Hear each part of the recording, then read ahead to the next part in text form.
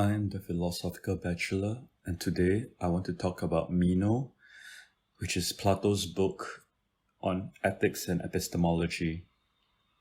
While Plato's Meno is ostensibly about ethics since it discusses virtue, it is also about epistemology, that is, the theory of knowledge. Written in 385 BC, the plot is about a man, Meno, who is talking to Socrates about the nature of virtue. Meno wanted to know if virtue can be taught, gained through practice, or is inborn. Chapter 1. Defining Concepts. Socrates responds that Meno has leapt ahead with that question, since to make sense of it, we have to first figure out what virtue even is. Socrates thinks no one knows either.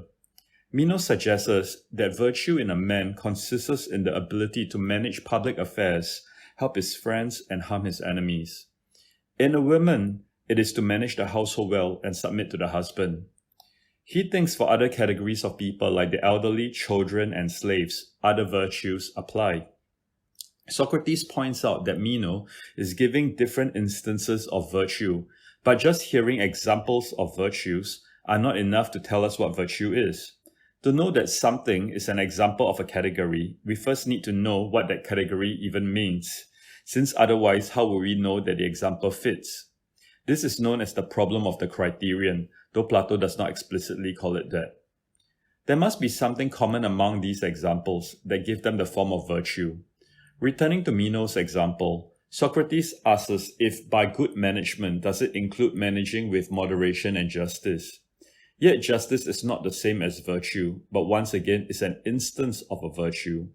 We need to find out what all instances of virtue have in common to put our finger on what virtue is.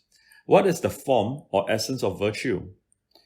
Meno suggests another possibility of what virtue might be. Virtue is to want all the best things in life and to have the power to get them. In response, Socrates asks, do people want bad things? And if they do, is it because they do not realize that the things they want are bad and thought instead that they are good? It is out of ignorance that they choose bad things, since bad things are harmful, causing misery, and no one wants to be miserable and unhappy. Next, Socrates examines the latter part of Meno's statement about power and whether virtue is the ability to get good things. First, he asks what Meno means by good things. They agree some examples of good things are health, wealth, and honor. They also agree that to obtain the wealth, it must be done with justice, moderation, piety, and other elements of virtues. If one fails to obtain wealth because there was injustice involved, then that, in fact, is virtuous.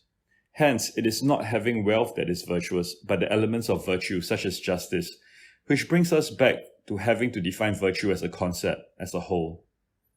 Chapter 2. Knowledge as Recollection. Together, they come to realize another problem with gaining knowledge. He cannot search for what he knows, since he knows it. There isn't any need to look for what's not lost. Nor can he search for what he does not know, for then he does not know what to look for, said Socrates, rephrasing Meno. However, Socrates does not agree with this statement, since he thinks that when we learn, we are simply recollecting. According to him, the soul is immortal and already knows all things, but we forget. So we need to search and learn and to recollect. To demonstrate this, Socrates enlists the assistance of Meno's slave, taking him through a process of reasoning about a square and then another square with double the area of the first.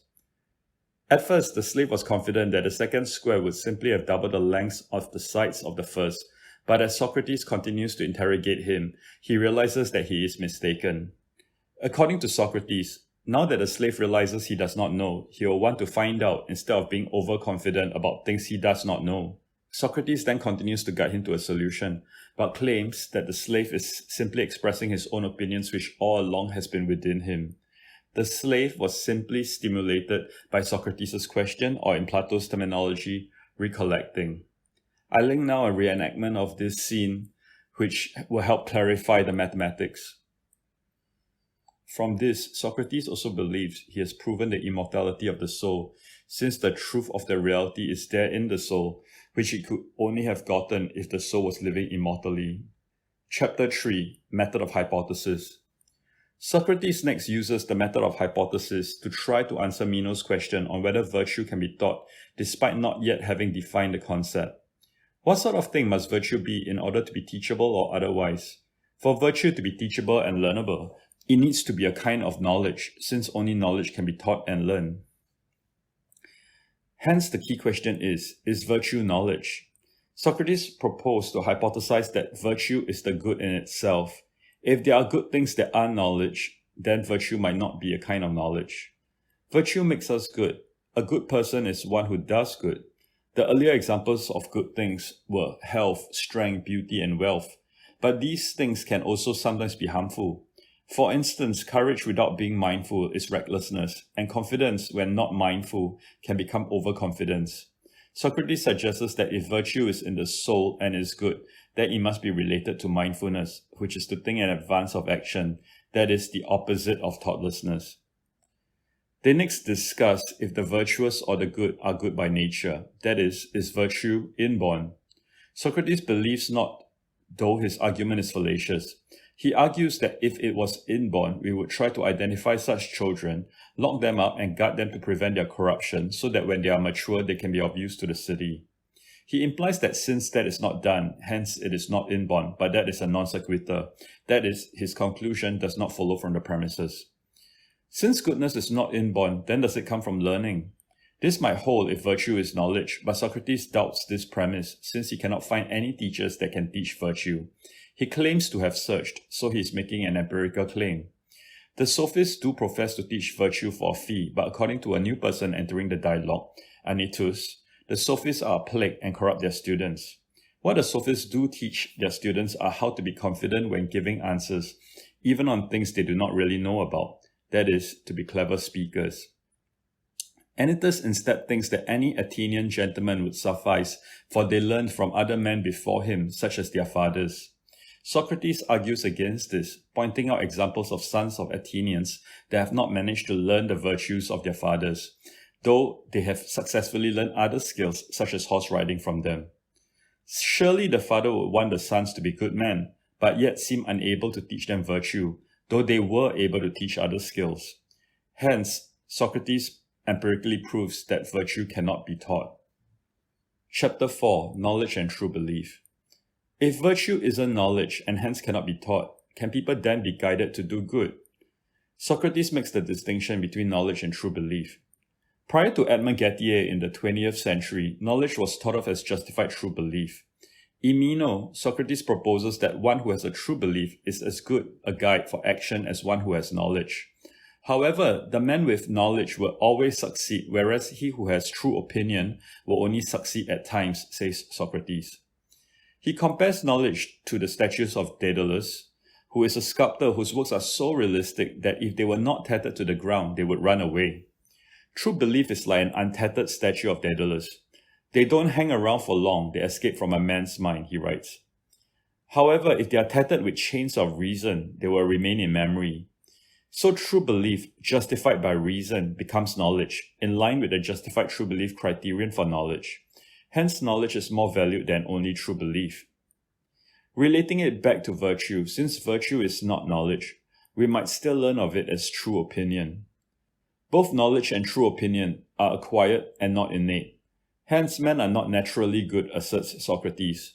Since virtue is neither innate nor learned, Socrates concludes that it is a free gift from the gods, since he cannot otherwise account from where it can come from. He is arguing by exclusion, though thinking that the gods are the only remaining possibility is fallacious. In conclusion, disguised as a work on ethics, the Meno is really a work on epistemology. Since the interlocutors did not quite arrive at a definition of virtue, though Socrates did hypothesize that virtue is the good in itself without arguing for it, the Meno is not quite successful at extending our ethical knowledge. However, it emphasizes the importance of beginning with defining the concept under study, highlights difficulties in such definitions, such as the problem of the criterion, and puts forward Plato's theory of knowledge as recollection. He demonstrates the use of hypothesis as a method, and concludes by discussing knowledge as justified true belief. The Meno has its flaws, with Socrates making several fallacious arguments and disappointingly does not finally define what virtue is.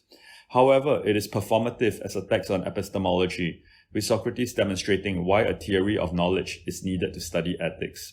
Thank you.